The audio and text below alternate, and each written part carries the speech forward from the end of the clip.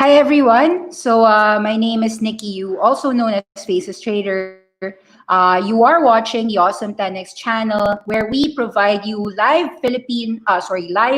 global market updates for your US market trading and investing every day, Mondays to Fridays.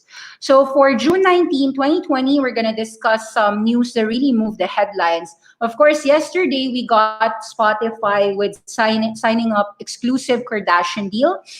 There's also a news that Spotify signed up with DC superheroes for podcasts.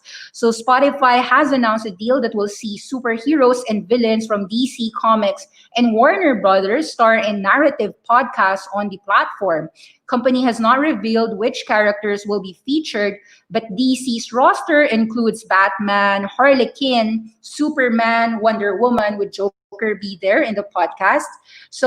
Definitely the market is happy about this news. In fact, Spotify rose about 14%, closing 229, its highest ever. That was an all-time high move.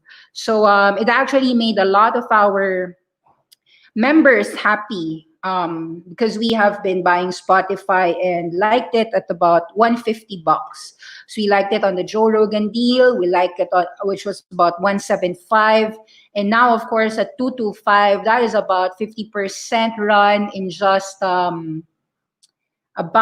a month. Yeah, from May 6 to about June 18, that would be a month.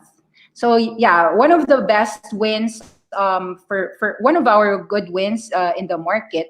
So Spotify right now is chart wise, you can see that's all time high.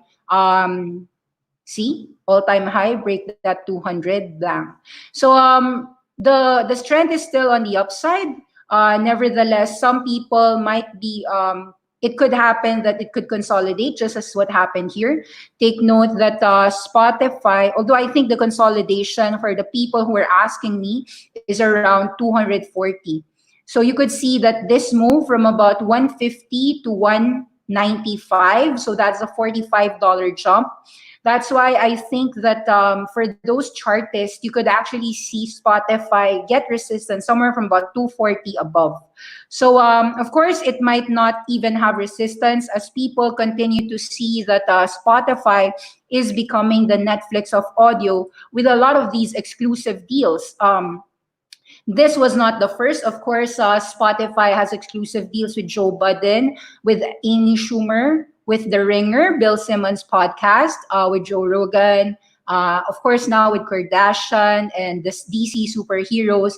We also know that Spotify already partnered with J.K. Rowling. That was somewhere here. I when I was studying it, that was something in the Good Earnings report that J.K. Rowling's book, the audiobooks are also in Spotify. So really, Spotify is the Netflix of audio. When it comes to audio, it's not just about music. It's about anything that is spoken. It's a spoken word, whether it be podcasts, whether it be audiobooks. People can learn a lot, even news. Spotify can have news anchors, and it could really spell a lot of upside for Spotify, given that their average revenue per user is just $4, which could easily double. It's still just really one of the early starts for Spotify. We are happy for this for Daniel X team. And that is actually a good thing for Spotify. Let's take a look at your earnings front. Of course, Kroger CEO talks about their earnings, digital growth, and food prices. So yesterday, grocery chain Kroger actually reported their first quarter results. CEO Rodney McMullen said that their quarterly earnings was up, beating analysts at about $1.22 per share, beating analysts by 12% estimate of $1.09. They recorded a quarterly sales of $41 billion, also a beat from the consensus. These are the great numbers. Kroger reported a 90% increase in digital sales during the quarter, as many consumers, of course, chose to place orders online for delivery or pickup. McMullen said to best satisfy the growth, Kroger hired 40,000 new employees to work on the digital side of the business. Now, when it comes to grocery, of course, Kroger is fighting against Walmart and Amazon and Target and Costco. this news is good. They all are actually hiring more employees. So that's actually an industry-wide phenomenon, that supermarkets in general, online groceries, is a very lucrative, it's a good market industry-wide. So regardless of how consumers are interacting with Kroger, the company is seeing that a new trend is playing out as families are cooking together more often. So it's more like family time is cooking time, not just eating time. Over time, this could transform to new habits that are here to stay for some time. Now, if we're actually talking about cooking time is equal to family time, there are actually a lot of companies that are benefiting that in that trend, whether it be your Beyond Meat, because Beyond Meat has those cookout kits. Of course, a lot of companies have these cook it at home kits. Shake Shack even made that make your own milkshake kit at home. So a lot of these restaurants are trying to adopt, restaurants and in general are trying to adopt in this stay at home world on how they can still generate sales even as you are staying at home. Now, Kroger not didn't want to disclose any guidance for 2020 due to the COVID uncertainties, but they expect to exceed their prior EPS guidance of $2.30 to $2.40, although it's unclear by how much. Kroger is actually a company to watch out for because this company actually pays about 3% dividend yields. So it's also a supermarket that has really transformed itself, not just traditionally, but really partnered with Ocado, which is the UK's online grocery, to help handle their warehouse automation. So this earnings surprise is actually a good validation that those partnerships are indeed working out well. When it comes to rising overall food prices, Kroger hasn't come close to passing on the higher cost of meat to consumers. Kroger's stock traded down 6% to $31 per share at the time of publication.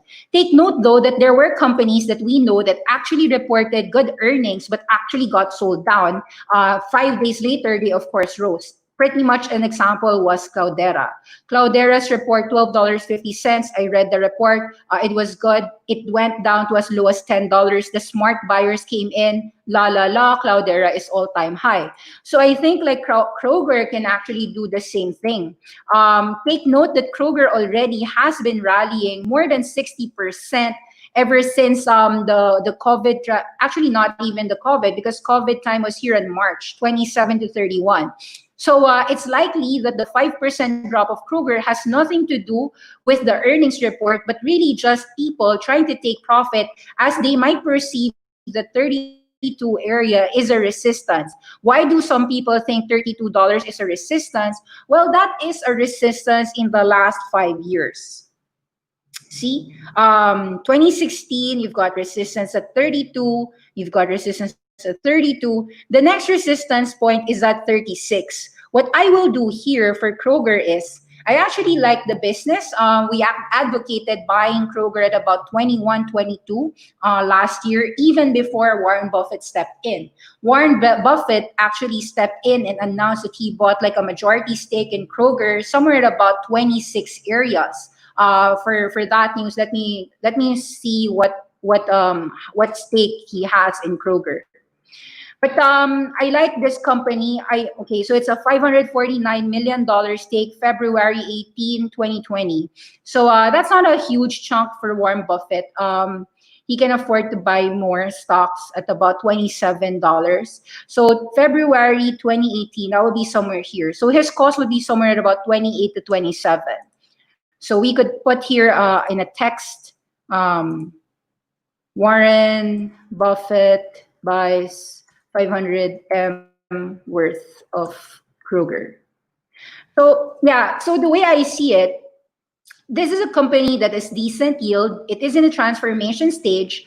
I would be willing to buy this Kroger company at dips, although right now the market is in a very risk-on appetite. So I would understand why supermarkets is so safe and so predictable that it isn't actually, as a sector, it's not as hot as, say, cloud names or video games. So that's one of the reasons why I believe that no matter if the company beat out on their reports why it fell. It has nothing to do with actually a bad earnings report. The that's actually a very good thing for Kroger.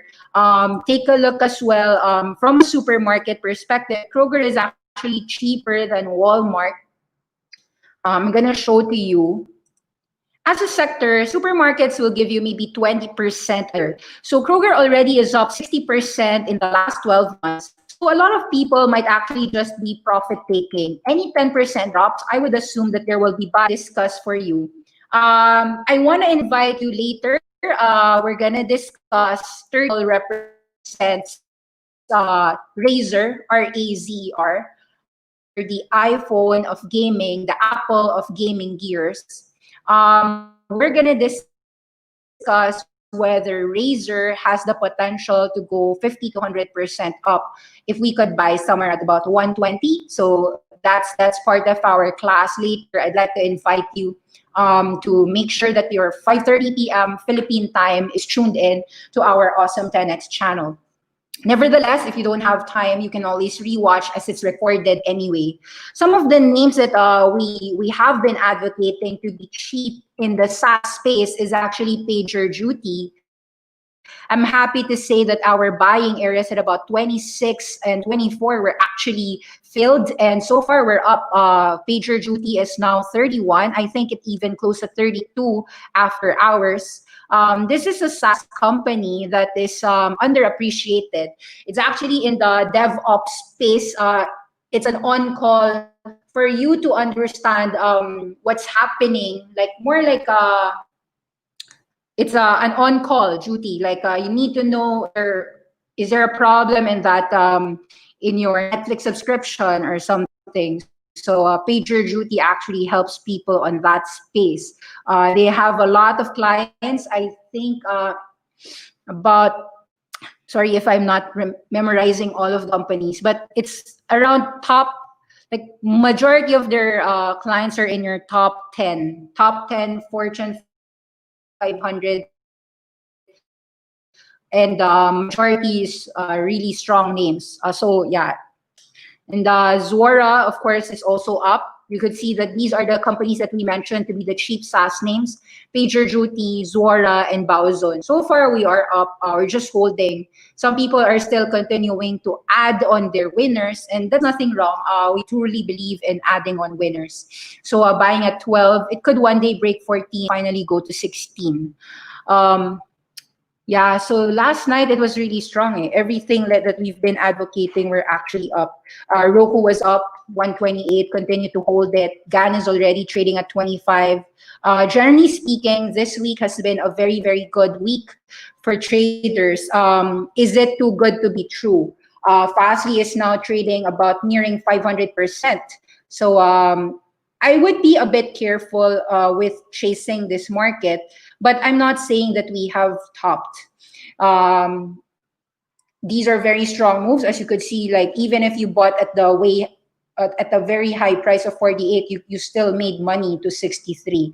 So definitely, the higher it goes, the deeper it would fall eventually. So just be careful, even if these companies are great fundamentally. Once it's overextended, just be a bit careful with your cash positions, your allocations, and your stock. So see you again. Bye bye. Done.